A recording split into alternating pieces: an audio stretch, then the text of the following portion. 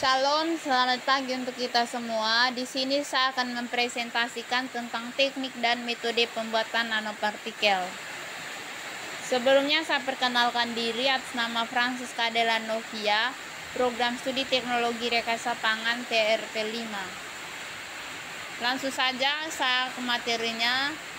Nanopartikel merupakan partikel koloid kecil yang dibuat dari polimer non-biodegradable dan biodegradable. Diameter umumnya sekitar 200 nanometer. Secara umum, nanopartikel dapat dibedakan menjadi dua tipe. Yang pertama, nanosferes dan nanokapsul.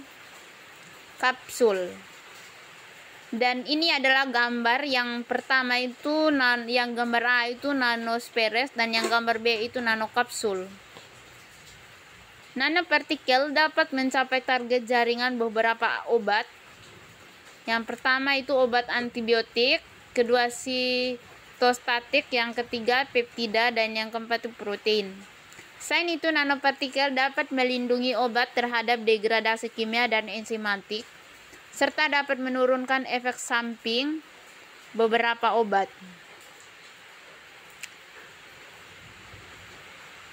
Ukuran beberapa bahan. Yang pertama itu karbon atom, ukurannya 0,1, DNA double helix, diameternya atau ukurannya 3 nanometer, ribosom ukurannya 10 nanometer, dan virus ukurannya itu 100 nanometer. Molekul permukaan dalam partikel dan surface molekulnya itu partikel 1 molekulnya 1000% dan lain sebagainya. Dan untuk kecepatan pengendapan partikel dan gerakan Brouwens partikel dapat dilihat pada tabel. Selanjutnya kita langsung ke jelasan nanopartikel suspensi dan pengendapan. Yang pertama, karena ukuran nanopartikel yang kecil, maka cukup mudah untuk menjaga partikel-partikel tersebut tersuspensi dalam cairan. Mikropartikel akan lebih mudah mengendap karena gaya gravitasi, di mana gaya gravitasi lebih kecil ditemukan pada suatu partikel. Untuk nanopartikel, gaya gravitasi tidak sekuat gerakan randomnya. Nanoemulsi. Nanoemulsi merupakan dispersi minyak dan air yang transparan stabil atau transclude secara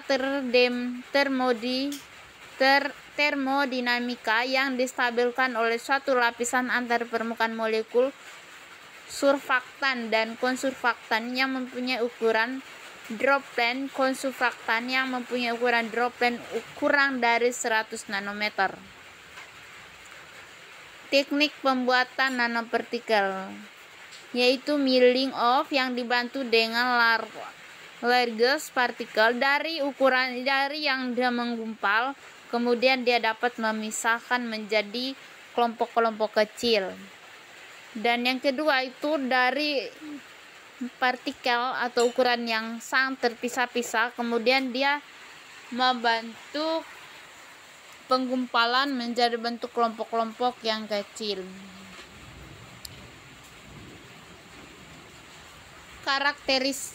Karakterisasi nanomaterial. Yang pertama itu karakterisasi SEM.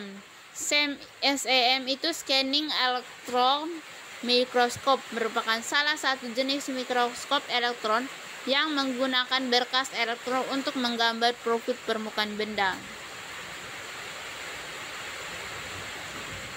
Penentu distribusi ukuran partikel. Yang pertama, ketika kita amati foto SEM untuk sampel partikel, tampak bahwa ukuran partikel bervariasi dari yang sangat kecil hingga yang cukup besar. Yang kedua, karakterisasi TM.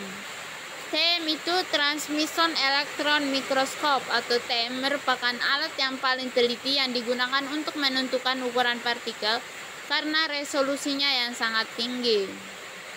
Yang ketiga itu karakterisasi AFM.